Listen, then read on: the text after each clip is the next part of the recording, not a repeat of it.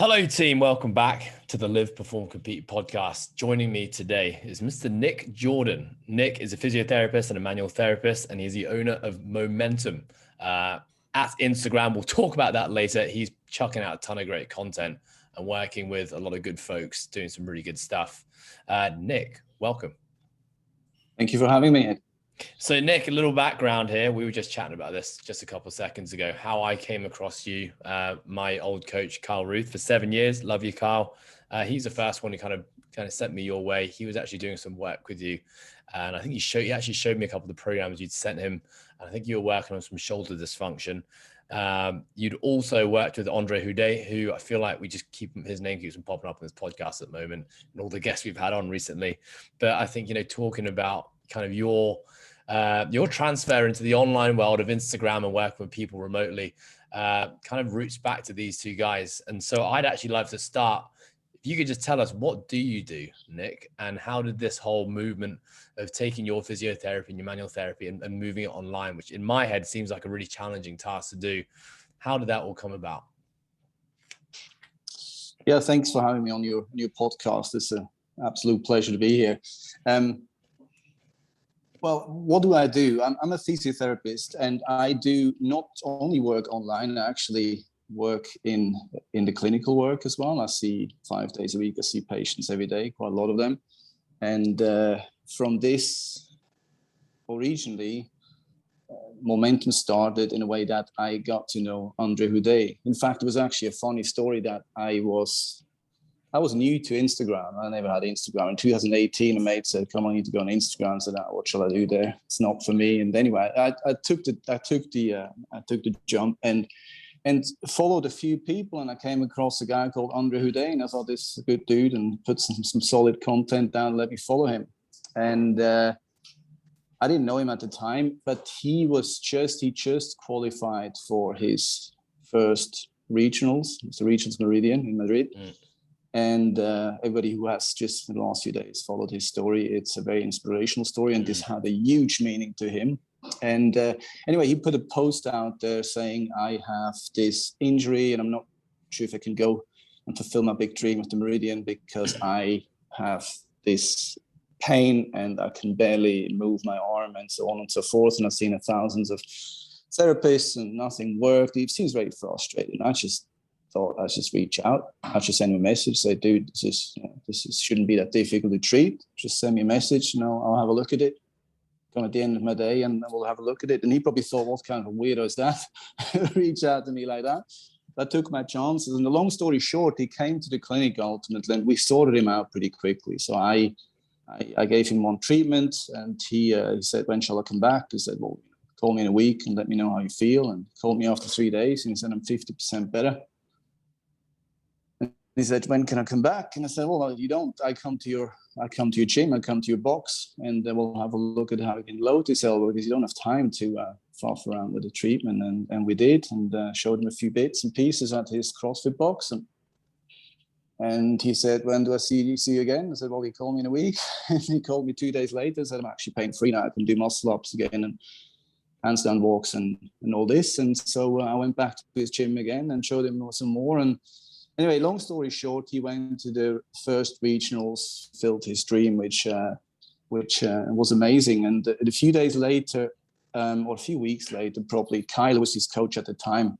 This is how this all interlinks now. He, great guy he is, reached out and thanked me very much for helping his client and his friend out with his injury. And he said, "I actually have a guy here in the US who is in a similar predicament. Can you help him?" And I said, "Well, how should I do this? I'm in Dubai, you're in the US. How should that work?" He said, "You just give him some advice." And so I sent him. Sorry if I'm going a bit into detail. It was just a great story, honestly, because somebody asked me that recently. They had to really think hard how this all started. Anyway, that was Josh Miller at the time who had an issue. And so I had a quick email exchange with him, sent him a few questions. He sent them back. And I remember I went training, and in between my sets, being a sweaty mess, I filmed a few exercises and said, "Here you go, Josh, try it out. 5, 6 self-mobilizations. Let me know in a few days how you feel." And, same thing. Within a few days, he texts me back, "Because mate, I feel 50% better. Can we do more?" I was honestly a bit surprised myself to how this worked, and so I sent him some more stuff, and he then went on to the French throwdown, I think it was. Yeah. I think came second behind. Qualified to the games that year year. or so, qualified to the games. Yeah. Actually pulled in a little knee injury about a week before that as well. We fixed that online as well, or he fixed it. I just helped him with it. And and then the rest is history. I think Kyle sent me then somebody else as well, Jar in Bangkok, or Koh Samui at the time. And that was the first online post-op rehab. And I was very skeptical of that, because that's going to work. I said, look, I'm going to help, but I'm not going to give you any false hopes here. But that worked beautifully as well. And the rest is history. Since then, that really opened my eyes for realizing that could actually work. And it did. So, okay, you kind of had this weird serendipitous calling or, journey to doing online therapy and coaching. What are the biggest differences? Obviously, the biggest difference obviously being aside from the fact that you're not working with the person in-house and you don't get to actually, as a manual therapist, you're not actually doing manual therapy anymore. So, what's that transition been like? Why is that something you perhaps didn't explore before? And what are the advantages of doing online therapy? Well, the main difference is clearly that you don't see each other in person. I mean, as you said yourself, as being people come and see me at the clinic as a manual therapist. They know me as the guy who, I don't know, manipulates a facet joint, cracks their back, as people call it, or does a trigger point treatment, or does a hip flexor release and all this. And yes, people come in, they feel poorly, they leave, and they feel hopefully quite a lot better. And so a lot of people see me in the clinic and say, how are you going to do this online? I said, I don't. Because what I do is the thing is this, what I stand for is you have tools, right? There's lots of tools in the world you can do. You can do manipulate, you can do trigger points. Dry needling is big in fashion right now, whatever, myofascial release and so on and so forth. But ultimately, they're just tools in a toolbox. And so if let's say somebody comes in with a chronic back pain and I manipulate or I release a muscle, you will feel better. It gives you a boost, but ultimately your body doesn't really learn anything from it unless it's really acute. It happened 2 days ago. I released this. You feel better, probably never see you again. But if you come to me after 2-3 months of back pain, that will probably not do it. So now we have a choice: either keep coming, which is usually not what I stand for, or we put a program and a plan in place how you can work on the underlying cause, meaning what led to this injury, what compensation mechanisms are at play, and so on and so forth. And so I started doing this anyway in my career very early on, and nobody leaves my room without getting at least something or some exercises. Whatever I do with my hands, I always give people something how they can do a similar thing or the same thing themselves whenever possible. And so I think this story I just told you before just showed me clearly that I realized maybe I can just take myself out of this equation. So maybe that crack or that trigger point or that elbow into the glutes is not really necessary. Maybe if I only work on the underlying cause and all this, everything else will fall into place. And it does, because ultimately, manual therapy has gotten recently, especially in places like the UK, but in parts of the US, have gotten a bit of a bad rep because they say it doesn't do anything. I strongly disagree. I think any method in isolation doesn't bring a solution. But it's like when you bake a cake, right? You put sugar in, you put flour, you put eggs and whatnot, and it matters how much of which you put in there for it to taste great. It says therapy or a training program is the same thing, right? You can't just put random exercise in there or random treatment methods and expect it to taste great. So long story short, the main difference is that they can't see me, but people who contact me online, they know I can't touch them. They know I can't manipulate them. They know I cannot do this and this. They're desperate enough, or they're motivated enough, or their experience showed them that they have been unsuccessful, that they know I'm at this stage where I need to take charge. And for me, what I tried to do is I tried to give people control back. Because if you go every 1 week or every 2 weeks or every 3 months or even every half a year to see your physio or chiropractor or osteopath or whoever, for you to be well, that if the problem is reoccurring, even if it's in bigger time intervals, that means you haven't solved the issue. And I'm always keen to solve that issue. And this works very, very well. That means the roles are very clearly defined online. You got to do the work and I'll help you through it. That's one thing. And the second major difference is that I always tell people, you if you do one-on-one with me, I'm literally your therapist at an arm's reach. You have a question, you're in a gym, and if you're like, oh, my shoulder's a bit sore, shall I really do this muscle up now? Shall I not? You pick up the phone, shoot me a WhatsApp and say, dude, I feel this and this, and what shall I do? Say, why don't you, if I'm free. I'm not doing that on the second every time, whenever I can. I'm pretty responsive when it comes to that. Release X, Y, and Z, see how you feel. Oh, that feels better. All right, go for it. Or look, today, let's say back away, scale that to this and this. So basically, you think, you have a doubt in your head, you have a thought in your head. Instead of trying to ponder that on your own, you can just shoot it to me and you get an answer straight away.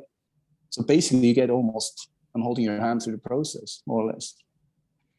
And, you transitioning into this online platform, like, are you enjoying this change of format? Like, are you enjoying, I think even just hearing like the type of clientele you're working with, probably a very different type of person that kind of reaches out to you looking for remote coaching. As you said, they're empowered, they're motivated, they're driven to put in the work. What's that been like for you? I love it. Absolutely love it. I mean, I love my work in the first place. That's in a clinic or online. It's just, I think, you're in the same boat, right? You help people achieve something, and the overall umbrella is health, right? Whether that's a pain or somebody feels weak or doesn't feel good in their own body, it's ultimately help people become better at something. And this is something really, really rewarding. And I think what all of us we have in common is you need to fundamentally like people. I love people, right? People respect me, I respect them. And so I lost the plot for a second. I do that all what was the the question? I do it all the time. The enjoyment of working with folks in the online space. Yeah, exactly. As I said, I mean, I enjoy working with people in the first place. And online, the crazy thing is, the story which is painted here with, from Andre to Kyle to all this. So basically, we're talking about Dubai to Alpharetta to back to Dubai, then from there to going around the world, and we went to Thailand and to Copenhagen, and this global journey, how this interconnects. You had the first contact with a client, you send them a questionnaire, they fill this out in detail, and then you jump on that Zoom call like you and me right now, and you have never met each other, and you build a relationship. And how this works across continents, across cultures, with somebody you never met, and that trust they give you straight away is something very, very humbling. And I just love it. And how you can just from building something from nothing, building something, helping somebody out and solving that problem, is just, I find it's a very humbling experience, and I love it. And it's proof of concept that this works. It's the power of helping yourself is in you. You just need someone to kind of organize your thoughts and make a plan and really execute. Listening to some of the clients you've been working with recently on the online space, you just put out some pretty big names, and those folks who are listening who are interested in the sport of CrossFit are going to know a lot of those people. Where's your interest in the sport of CrossFit? When did that all start? Because if you're working with folks in the space, then there needs to be a prerequisite level of knowledge of the sport and the movements, probably to allow you to do your job. So where did that all start? Well, sport has been a big part of my life for a very, very long time. I think the first contact I had with CrossFit, which wasn't called CrossFit at the time, but boot camp, was when I was in the military. So I think everybody went through some sort of this type of training. Can't say that I loved it very much at the time, but now I do. And then I did some competitive team handball. I'm not sure which ones the listeners know that sport. It's an Olympic team sport, a lot of impact. Bit of ice hockey, skiing, tennis, everything. And played at you would say professional level sports, we had to do a lot of strength and conditioning as well. So that was probably the first real contact with strength and conditioning work. And then when I moved to Dubai, I was a bit on my own. I didn't quite know what to do because I wasn't part of a team anymore. So I hooked up with a mate who is ex-military, and we both decided let's pick up some martial arts. Let's get ourselves savvy in that again. And but because we both had kids and a bit out of shape, we decided it's probably a good idea to 2-3 months to shape up a bit. And what we did pretty much is went down to the beach to have a few pull-up bars, parallel bars, a few walls. Basically, we did some dips, pull-ups, box jumps on the wall, lots and lots of push-ups, sprints down to umbrella and back. And essentially this is CrossFit, if you want to say so, but he wasn't really a thing there. It was just, I mean, he probably was, but he hadn't had that exposure then. And then then we got a bit into that martial arts thing, as we got ourselves fitter, and then he had another kid, and this whole martial arts fell out, and I got more and more into CrossFit itself. And I joined the box and did some classes there and really got interested into movement and realized that my gymnastic skills were not great. In my height, I'm 191 and nearly 100 kilo heavy, so I'm not really gymnast material, but thought like I need to polish that game a bit. And I decided to go a bit into more calisthenic, put the barbell in a corner, and really got into this. I was obsessed with the idea of doing a strict ring muscle at my size. And once I mastered that, after a while, I realized, oh, if I can do this, maybe I can do that. And that really awakened then my, I would say, curiosity about the sport itself, the technical side of it. Yeah. And especially in a strict work as well. And I realized that if you look at a gymnast, for instance, how a gymnast uses his body, there's certain things. You're going to do an iron cross, not that I could ever do them, but as an example, or a strict ring muscle up, you just need to utilize your body at an optimal way. All the joints, all the muscles need to be totally in sync, and you can't have a weak link. And that really fascinated me. And it linked beautifully into my work. Because I realized until then I did the good old, external rotation stuff with the band like everybody else. And I was never really satisfied with that. And then I realized, well, maybe because that's not how you use a rotator cuff, maybe because we use it in a, German hang, shoulder dislocate, whatnot. And so that was actually for me then the trigger to change the way I work. And I think this kind of insight into this sport in a broader sense, from the gymnastic part of CrossFit, changed completely how I worked, and probably laid the foundation for how I work today. That I realized, okay, this active stuff and these links and these accessory exercises are really, really relevant for somebody to feel good in the long run. But I got stuck there for quite a while, for probably good 2-3 years. And then when I started to take the barbell out again, I realized, wow, my shoulders are stiff and the overhead squat didn't look that great. And actually, Andre helped me to polish this up a bit again. And so that's my connection to CrossFit. I loved it. I still do. I can't say that I've been because I was already, probably close to 40 when I got into the sport, as we would call CrossFit per se. So I've never been big at competing except for with myself, but I just love it till today. And the technical side of it, you never stop learning. I think the beautiful thing about CrossFit, especially for folks in your space, it exposed people to some pretty extreme ranges of motion that I think for most folks in a normal gym are probably never going to expose themselves to things like overhead squats and, shoulder extension, the amount of shoulder flexion that's required, hips below parallel squatting. The sport sets some really gold standards with regards to human movement. And I think a beautiful part of it is it sets some gold standards for people to strive for.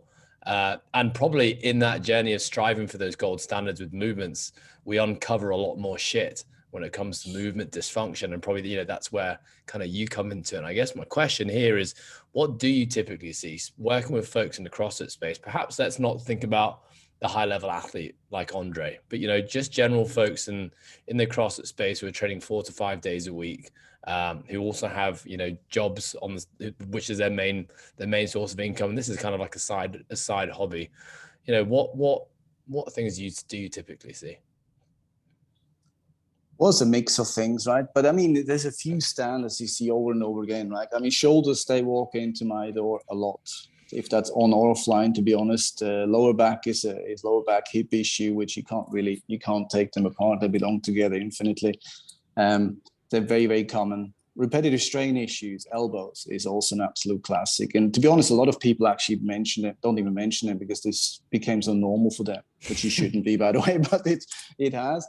I think that's very, very common. I mean, speaking of which, do you call that an injury, right? I mean, the definition of an injury is for me something I'm trying to be quite precise about, because, injury is, if you call something an injury, is the way you're thinking about it is already changing, right? If somebody calls a tennis elbow an injury, then you probably will struggle to get better because it isn't an injury. For me, an injury is a change in the integrity of the tissue. I mean, there's a tear, the integrity of the tissue is not intact anymore as such. And a lot of these conditions, let's say painful conditions we see with, let's say, the CrossFitter is not a professional as such, has a lot to do with repetitive strain or misuse, underuse, overuse, or power leaks mostly. But I would say that's probably the most common thing: shoulder, elbows, lower back, neck, if you want to call that shoulder as well, neck, shoulder issues. I've got one of those today. Yeah. Let's dig into that, Nick. Let's talk about, this idea of injury and pain. I just had a bit of a scroll to your Instagram and, love one of the posts you just put up talking about controlling the controllables. And that's a saying that I love and I like to apply it to many aspects of life. But you had a specific relevance to the concept of pain and injury. So I'd love to hear you just ramble on about kind of your thoughts on injury and your thoughts on pain. That's a loaded question, I know. It is, I know. Like, careful if you unleash me here. Yeah, unleash. Again, I think it starts with when you get what is pain, right? Pain ultimately, I always say no brain, no pain. Pain happens up here. And I'm not saying that all pain is in your head, it's not. But ultimately, something hurting here or something, it doesn't hurt here, it hurts here, right? It's a stimulus, a dysfunction, an inflammation, whatever it might be, which then your brain puts a certain value to it, and that's called pain. And that is connected with thoughts, emotions, previous knowledge, experience, etc. Right? So that means, let's say, if you have a back pain and you have a brother and a cousin who already had failed back operation, that back pain will weigh much heavier on you than if you're a complete clean slate and never heard of back pain. Just like, oh God, yeah, a bit of a niggle, right? The injury might be exact, or the injury or the condition, the problem might be exact same thing, but the way you experience it is very, very different based on history, right? So pain is, first of all, quite relative.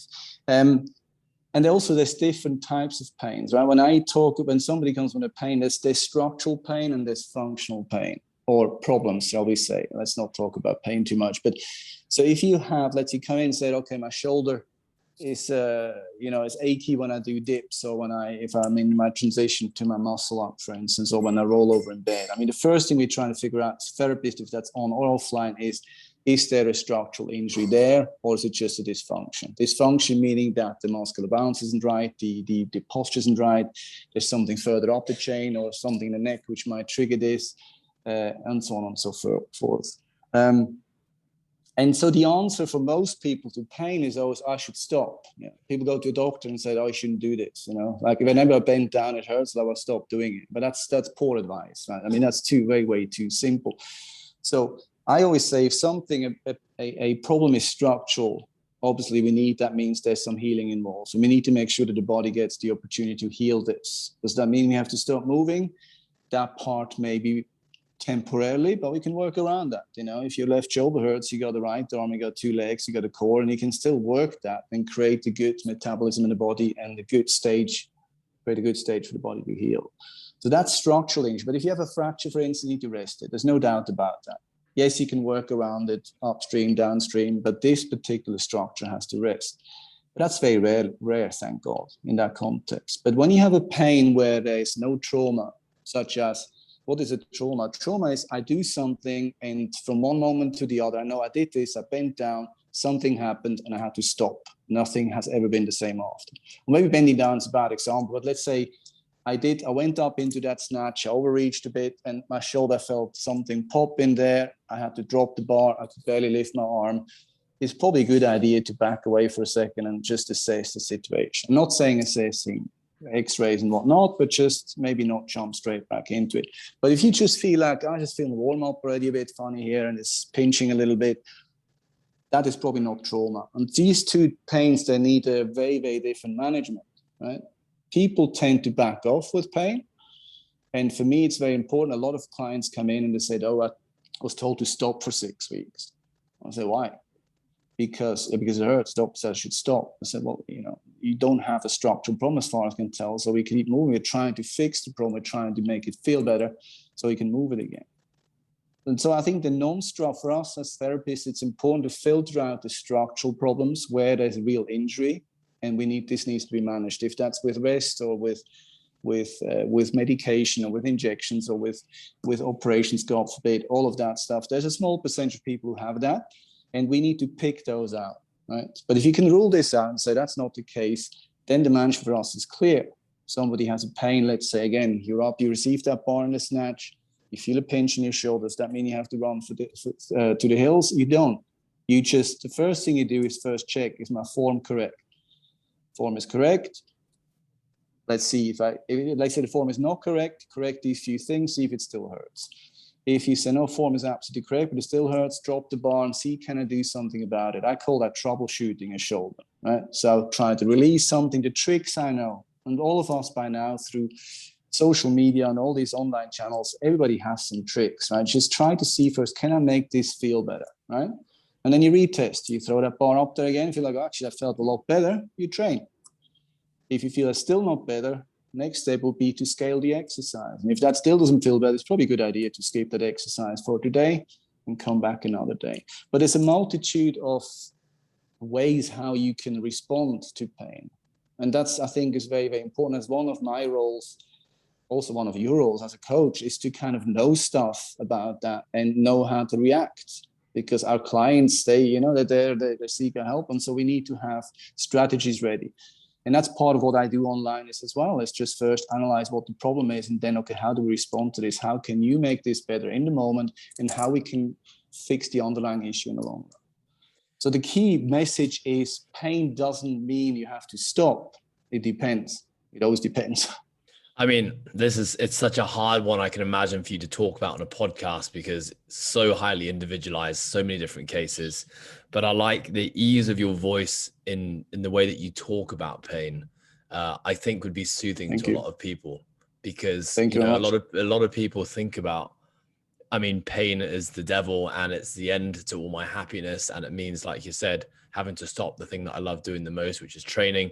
And then, of course, telling the rest of the world about the pain that I'm in. And I think, for someone in your line of work, just to say, hey, like, it's often a part of the journey, troubleshoot and find a way to work around it. And, it's as simple as that.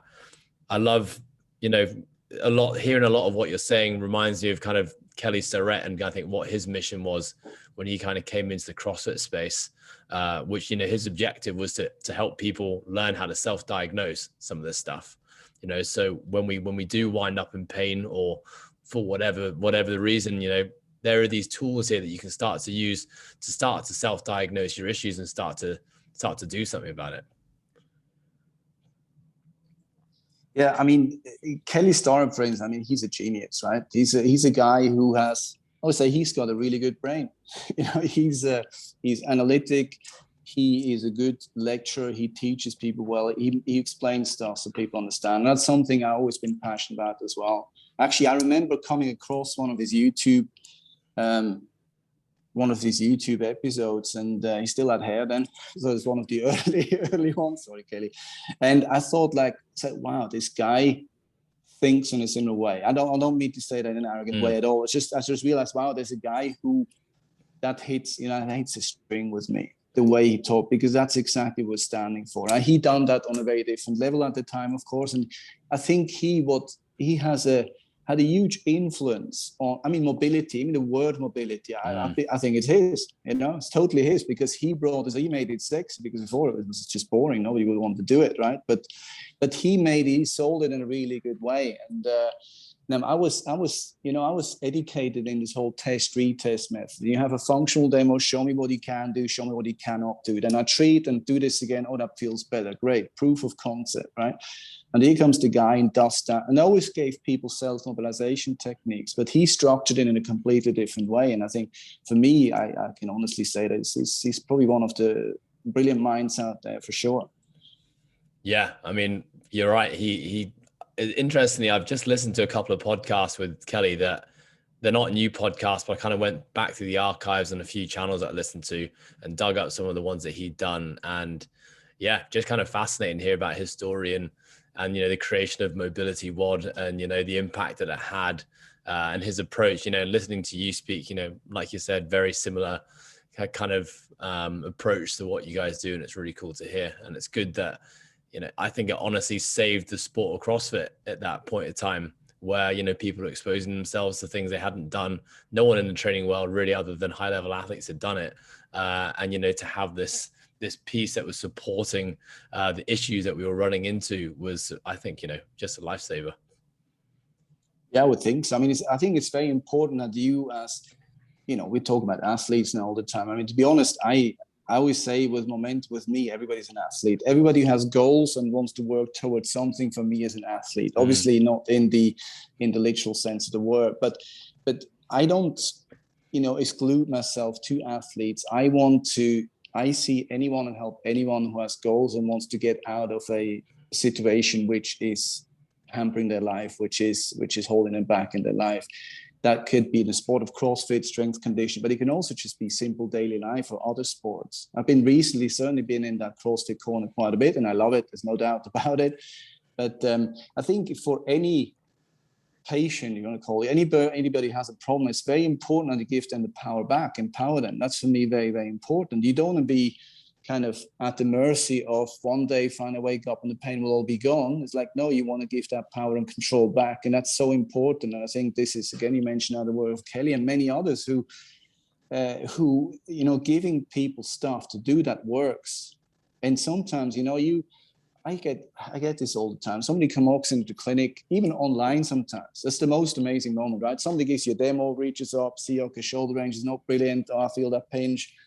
Okay, why don't you, take that band out or do that stretch or take that lacrosse ball out and dig into that muscle. And now do this again for me. And you can see literally the look on their face, think, wow, I haven't lifted my arm up there for 3 months and now it just works.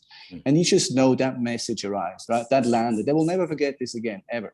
And it's the best way of teaching someone is by experience, right? And so that's so important that you know what to do. You don't want to be dependent on a practitioner.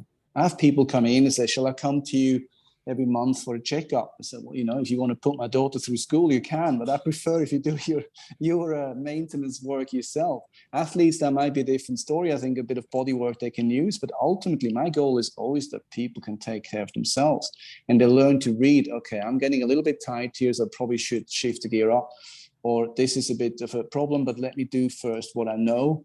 And if these things fail, I'll give Nik a call or whoever they might be seeing. What's your opinion, Nik, on the role of things like stretching and release work? So release work, let's put things like foam rolling, lacrosse ball release, stretching. Let's use the idea of static stretching. You're holding a stretch for a prolonged period of time. I think on the internet, you hear things back and forth all the time. Stretching is good for you. Stretching is not good for you. Stretching impacts sport and performance. Stretching doesn't impact sport and performance. Stretching is a good meditative tool to help with restoration in the parasympathetic system. What's your take on it? If you were trying to discern all this bullshit that's out there, what are your thoughts? That's a very good question. You can't say it depends. Okay, you just got me there. But it actually does, as always. Of course. The thing is this, it goes back to the discussion we had before, right? A tool is a tool, right? A foam roller is a tool, a stretch is a tool, a lacrosse ball, it's ultimately an isolated tool. And I use the analogy of a cake recipe, right? You have the ingredients, but you have to put the right mix of it. I would say a stretch on its own can give you relief. A foam roller on its own can give you relief. So does a lacrosse ball, a needle, and God knows what. But they don't usually fix anything, right? And so I think a lot of people, when they say, oh, stretching is bad or foam rolling is terrible because all you do is you just changing the nerve endings and the perception of pain and so on, that's true. But sometimes that might be good. You know what I mean? Sometimes it's just good if that hip doesn't hurt after foam rolling, so I can actually do the movement correct. Because if same with painkillers, right? I don't like drugs very much, but they have their fair spot in the treatment chain. And sometimes masking a pain is a good thing. If you know there's no structural problem there, and you're masking a pain, that makes you move better. Any pain, consciously or subconsciously, will make you compensate. And when you compensate in a movement, and with athletes, they do this at a much, much higher level. The closer to that kind of last end of range margin you are, the more dangerous those compensations become. Or dangerous, the more they matter. If you do that on, I don't know, around 40% of your strength, it probably doesn't matter very much. But if you do that in a 1 rep max, little imbalances, they matter very much, And so coming back to your question, I'm a huge fan of stretching. Everybody who knows me knows that. But of course, it goes back to, again, what I said about manipulations. If I manipulate someone's neck or back and it's like, oh, wow, I can turn now, I need to give you something for you to maintain that range. Otherwise, you're going to be in the same place the next day, right? Or 2-3 days later. Or I need to think about, why did he get this stiff neck in the first place? We need to fix that. Otherwise, you'll be back in maybe 3 or 4 months or 2 months or and so on. So a foam roller releases a muscle. It probably doesn't do what the sales reps said it would, right? Every product has a multitude of supposed effects. But we have, empiric, we know what it can do, right? But if you, for instance, have a stretch and you open up a hip extensor or hip flexor range, right? Then afterwards, you need to make sure you teach your glutes to access that range. Otherwise, you can't keep it.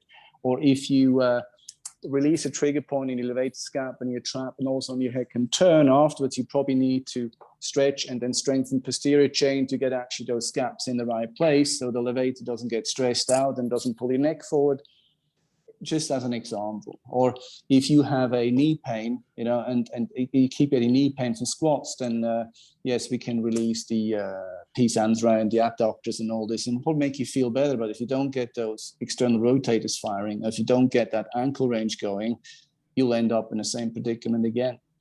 And so I made a massive excursion here around a very simple question. No, perfect. I don't think it comes back to, it depends, Ed. I'm sorry to say, but you really broke the number one rule, Nick. I'm sorry, I offended. Number one rule. But the thing is, it depends. It's like ice is another one, right? Do you ice? Do you not ice? Some people say, oh, ice is terrible because this and this and this. It really depends on the goal. Sorry, I said it again. But it's the key is always what you want to achieve with something. It's like when you write a training program and you put in there, I don't know, a Spanish squat in there. Like, what's the goal behind it? Why is that in this program? Not just because it gives you a nice burn on your quads, but you have a purpose behind it. And so a foam roller can suit the purpose. It is not a universal miraculous tool.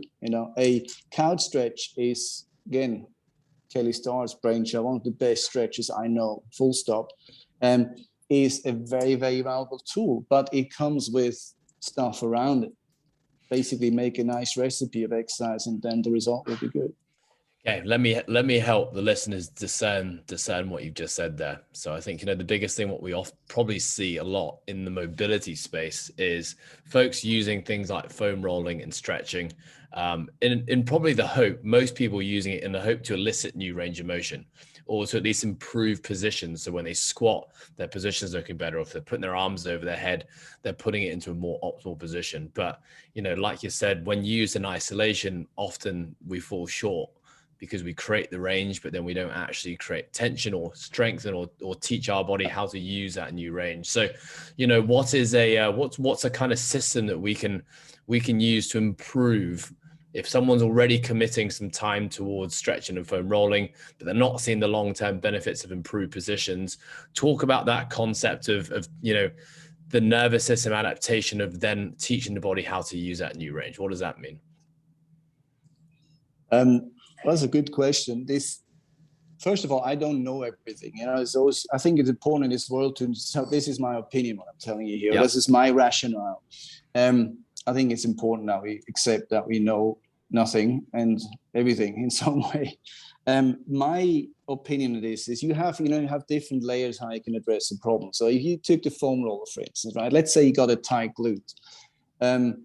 And yes, sticking the foam roller in there, a lot of people say, but it feels good, but it doesn't stay, right? It gets tight again. So how can you work a structure? You can work on the muscle suppleness or consistency, where if you do, let's say, if you foam roll or use a lacrosse ball, you probably create some sort of a relief, right? And that has value. if I'm not saying I'm a big fan of it or not, I'll leave this out there now. But it doesn't change anything on the length of the muscle, for instance, right? So what you could do, you could soften it up so it's a bit less painful, less tender. And afterwards, you could, for instance, say, well, how can I generate length? If I feel like this structure is too tight, can I stretch this muscle to actually back up this effect a little bit?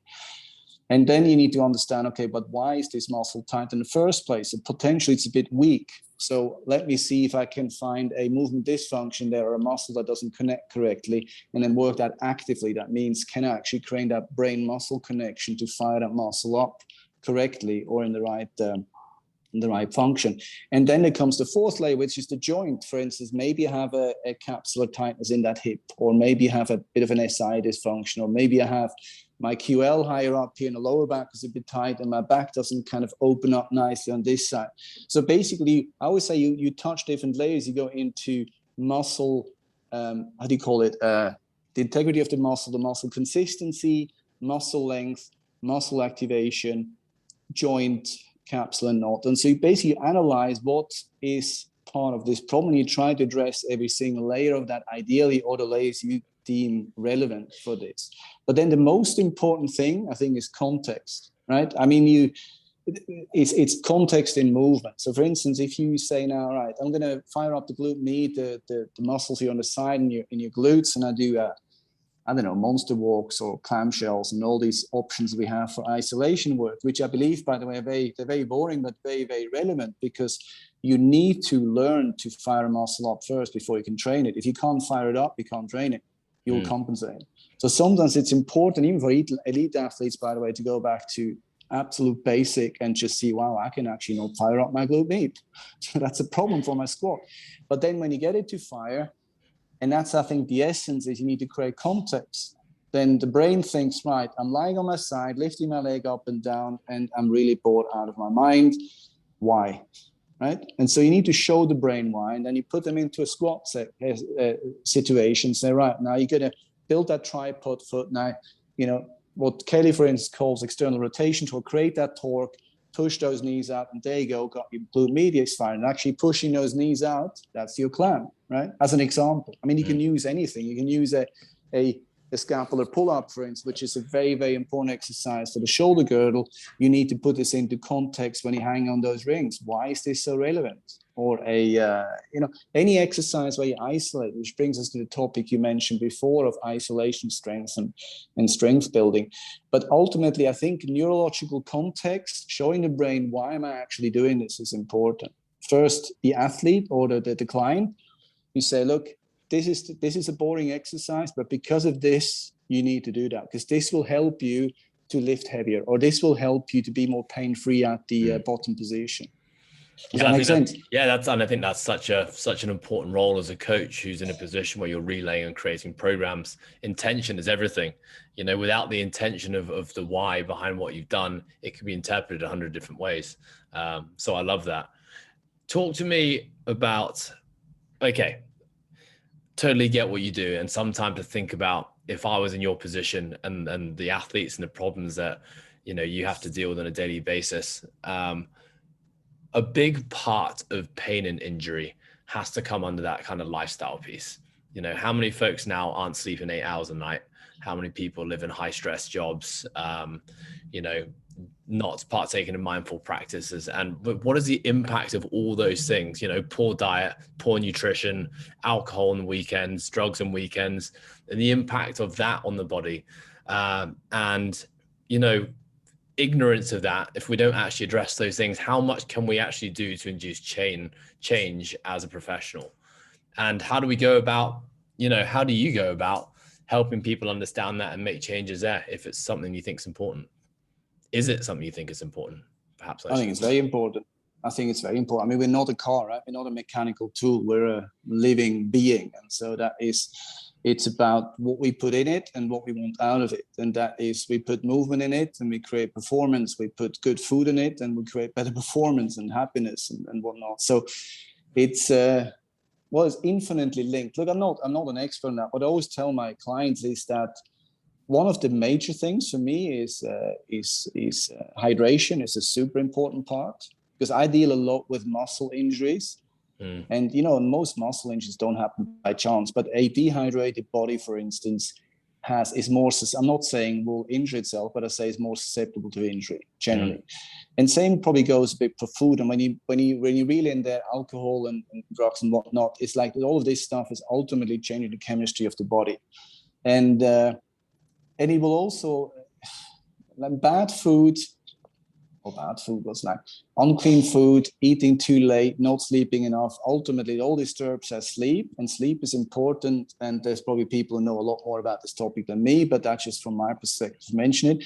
It's we build up stress hormones, cortisol, and that's something we process in our sleep. And if you don't sleep enough, as simple as that you will have a raising level of inflammatory of the inflammation in the body. And when you have an increased amount of that, you become more susceptible to injury. I mean, certain things you would normally get away with, you might not, right? And so I do think you need to look at the body in a very holistic way. That means I always tell people, look, if you eat well, if you sleep enough, if you hydrate well, you move regularly, you're active, and you look after yourself, you have a pretty good chance that you have a pretty smooth ride, right? But if you can offend some of these rules here and there, because not all of our clients are athletes, but the closer you get into this pinnacle of athleticism you come, obviously the more relevant this becomes, that you get hit everything completely in the sweet spot.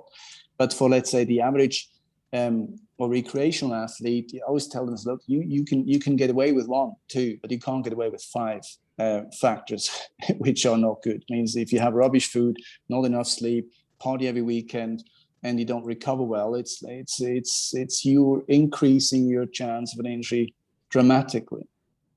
Yeah, I remember hearing it on actually one of these Kelly Starrett podcasts I just listened to, and one of his things now, generally speaking, maybe a bit of a generalization, but when individual clients come work with him, unless they're getting 8 hours sleep regularly on a nightly basis, he doesn't even explore the process yet. So their first port of call is commit to 8 hours of sleep a night, then I'll work with you. Well, it's a good way of reinforcing that, I guess. Yeah, it'd be nice to have the luxury to do that, I guess.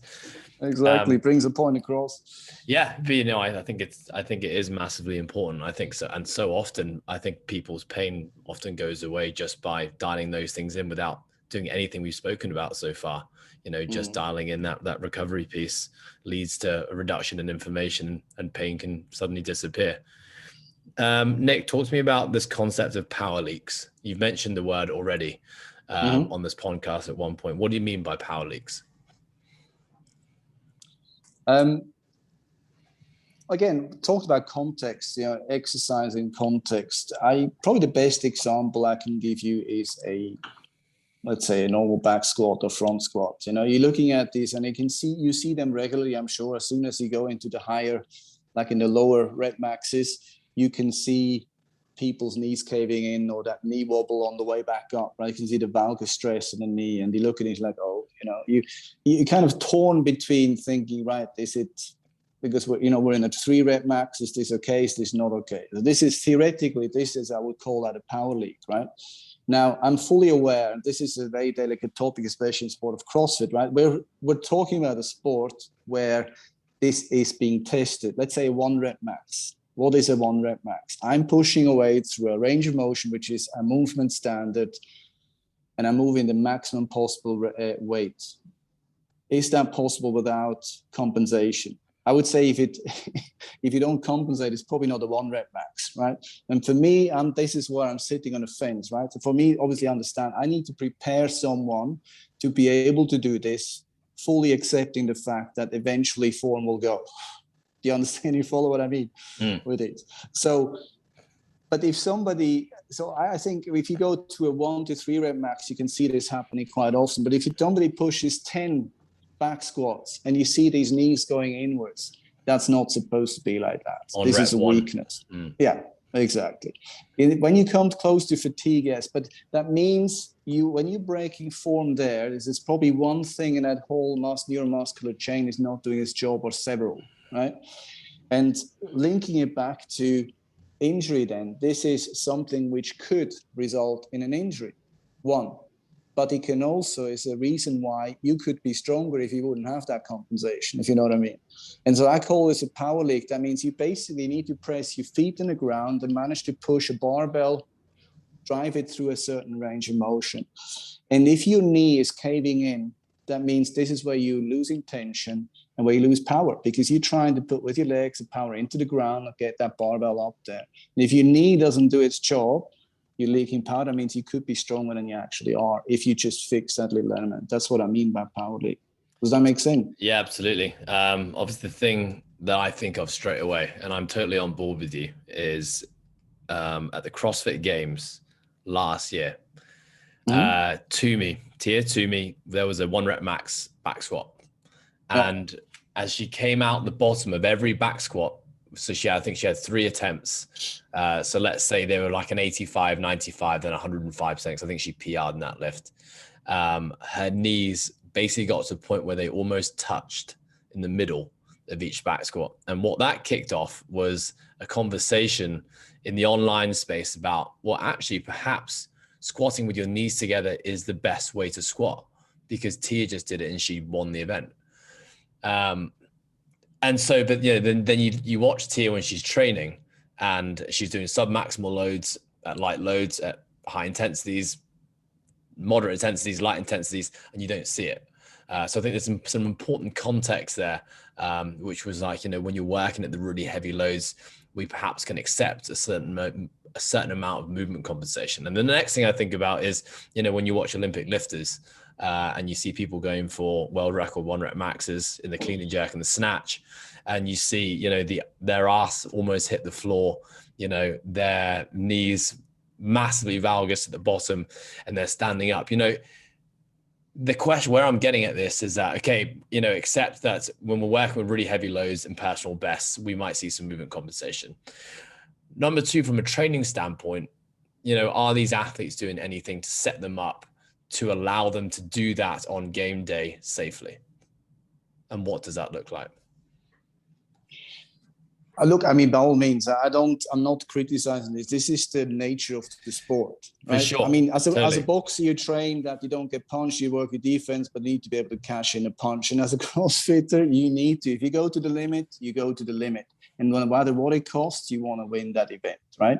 But I think it's about, and I'm not criticizing that at all. I'm not one of those who comes, oh, look at her form, that's terrible. Not at all. It's a 1 rep max. I mean, if you don't break form, it's not a 1 rep max, because I mean, you could have pushed harder probably, right? I mean, that's my opinion. What I'm saying is I think I said that to a few of my clients recently. I said, we need to kind of train you so your form, if you go for a 1 rep max, that your form breaks much, much later than everybody else's, and that's when you win an event, right? So if you manage that your form falters a bit later than the number 2 and the number 3, you won the event. And that should be the goal, in a way, that we make. And that's what I mean. If you fix these power leaks at 10 reps, for instance, right? If they already happen there, you need to fix this. And that's one thing. And the second, but if they happen in a 1 or 3 rep max, then they're bound to, this is bound to happen. But then it's also about training this person so they can get away with that. It's not that you injure your knee because their knee goes a bit inwards, right? That's not the case. It's also about building tolerance for the joint, loading tolerance in an unideal angle. And I think this is another part of accessory work and movement work. This is where you have, I don't know, Cossack squats and whatnot. Do they always feel great for you? Yes, should, but they don't. You do some of that stuff, or some of these 90-90 drills that say that your knee gets used to a bit of certain loads which are maybe not actually perfectly positioned, but you need to get the body used to imperfection as well. So it's that, you understand, it's a bit of a predicament, right? You strive for perfection and perfect kind of orchestrating those muscles to work together so you have maximum power output and no power leaks. At the same time, condition a body for failure is the wrong word, but for when this thing the ability to do that. Yeah, exactly. Yeah. That you actually can be imperfect. Yeah.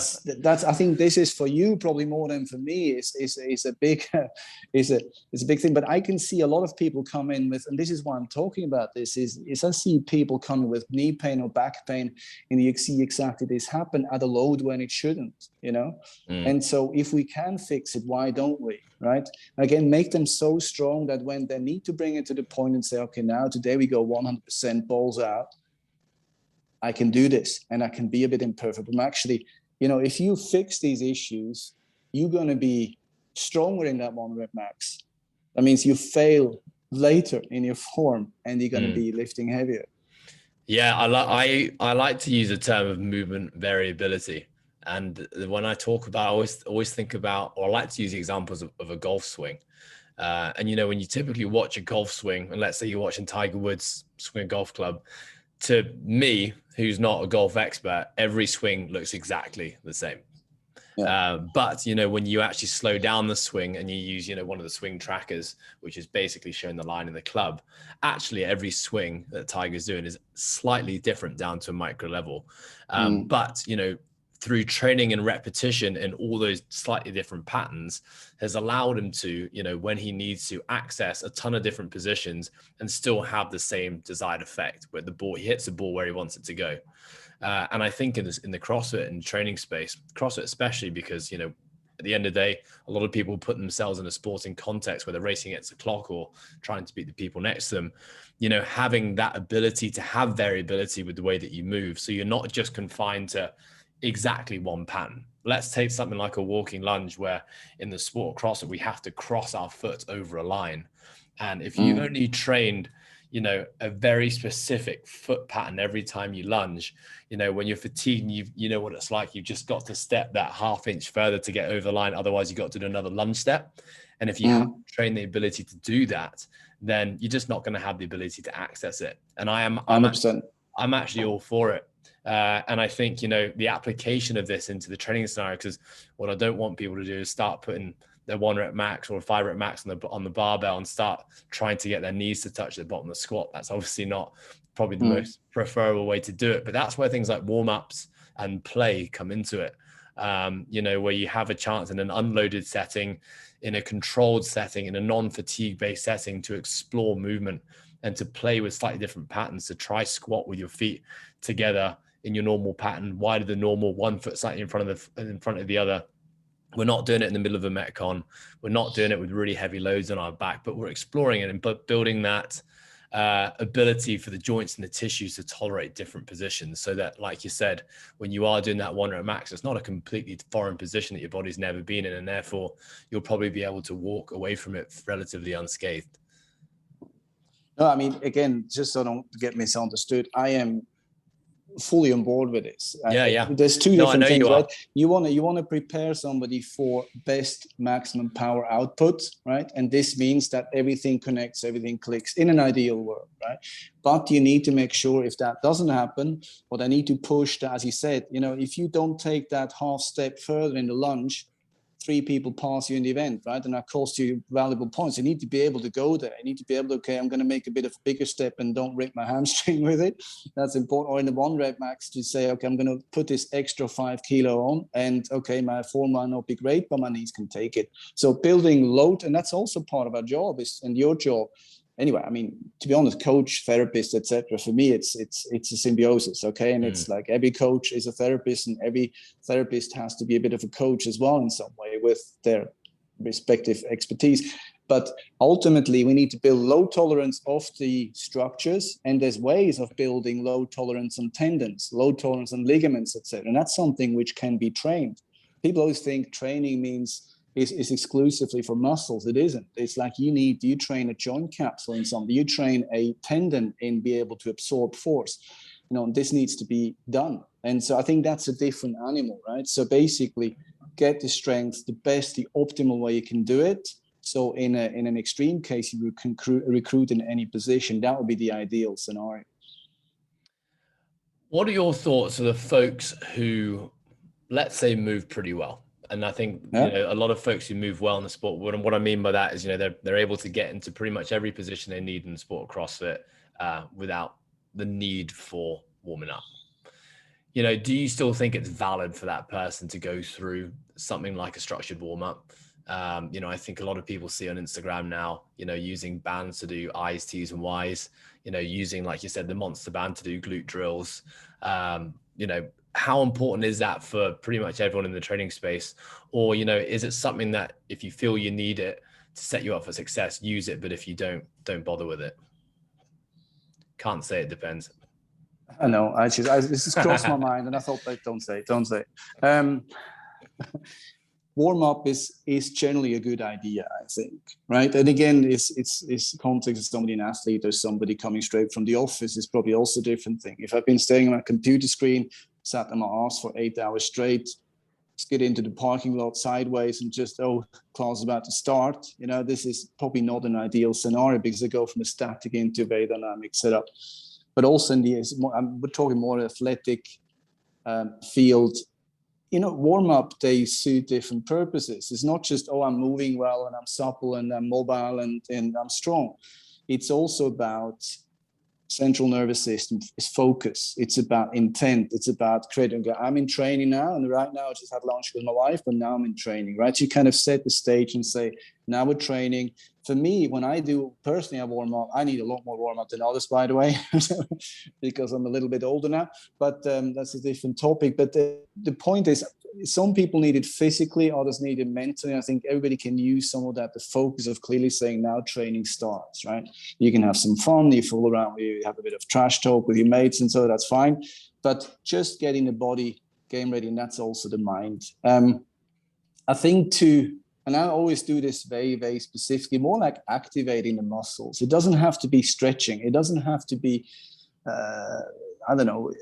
putting your heart rate up. It depends, right? If you're about to go into Metcon and do a test for time, it's probably good if you get your heart rate up there somewhere first, even though if you're super supple and strong and fit, but you're going to have a better result.